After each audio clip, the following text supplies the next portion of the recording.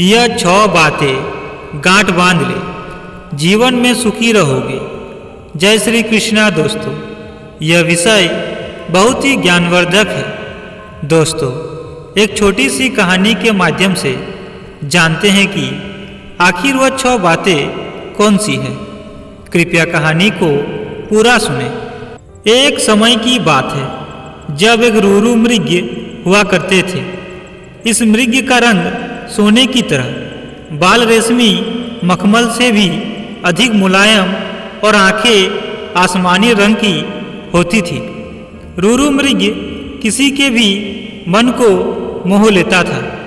यह मृग अधिक सुंदर और विवेकशील था और मनुष्यों की तरह बात कर सकता था। रूरू मृग अच्छी तरह जानता था कि मनुष्य एक लोभी प्राणी है, फिर भी वह मनुष्य के प्रति करुणा भाव रखता था। एक दिन रूरू मृग जंगल में सैर कर रहा था, लेकिन तभी वह किसी मनुष्य के चिल्लाने की आवाज़ सुनता है। जब वह मौके पर पहुंचता है तो उसे नदी की धारा में एक आदमी बहता हुआ नजर आता है। यह देखकर मृग उसे बचाने के लिए नदी में कूद पड़ता है और डूबते व्यक्ति को उसके पैर पकड़ने की सलाह देता है। लेकिन वह व्यक्ति उसके पैर पकड़कर मृग के ऊपर ही बैठ जाता है। अगर मृग चाहता तो उसे गिराकर पानी से बाहर आ सकता था, लेकिन उसने ऐसा नहीं किया। वह स्वयं तकलीफ सहकर उस व्यक्ति को किनारे तक ले आता है। बाहर आते ही व्यक्ति मृग को धन्यवाद कहता है। अगर तुम सच में धन्यवाद करना चाहते हो तो किसी को यह मत बताना कि तुम्हें एक स्वर्ण मृग ने डूबने से बचाया। मृग ने उसे कहा, अगर मनुष्य मेरे बारे में जानेंगे तो मेरे शिकार करने की कोशिश करेंगे। यह कहकर रूरू मृग जंगल में चला जाता है।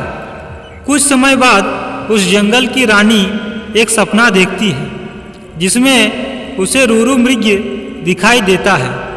रूरू मृग की सुंदरता को देखने के बाद रानी उसे अपने पास रखने की लालसा करने लगती है। इसके बाद रानी राजा को रूरू मृग को ढूंढकर लाने के लिए कहती है।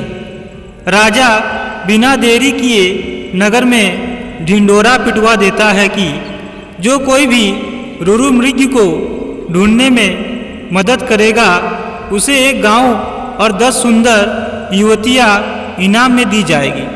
राजा की ये सूचना उस व्यक्ति तक भी पहुंचती है जिसे मृग ने बचाया था।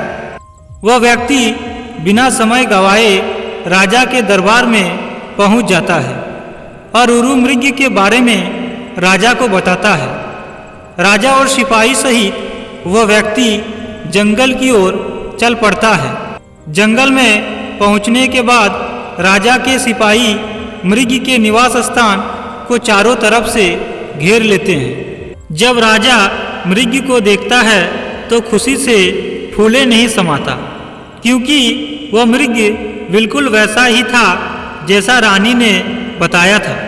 मृग चारों ओर से सिपाही से घिरा हुआ था और राजा उस पर बाण साधे हुआ था।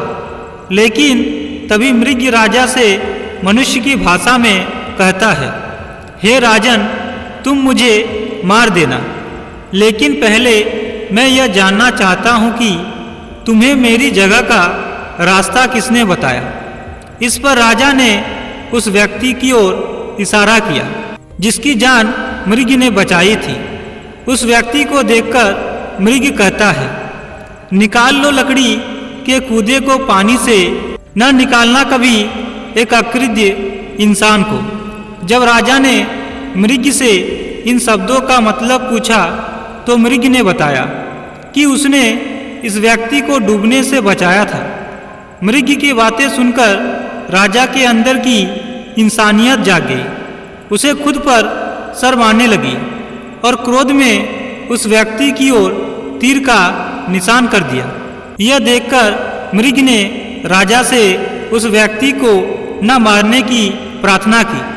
मृग की दया भावना देखकर राजा ने उसे अपने राज्य में आने का निमंत्रण दिया। मृग राजा के नियंत्रण पर कुछ दिन राजमहल में रहा और फिर वापस जंगल लौट गया। इस कहानी से हमें यह शिक्षा मिलती है कि हमें किसी का एहसान कभी नहीं भूलना चाहिए, चाहे वह इंसान हो या जानवर।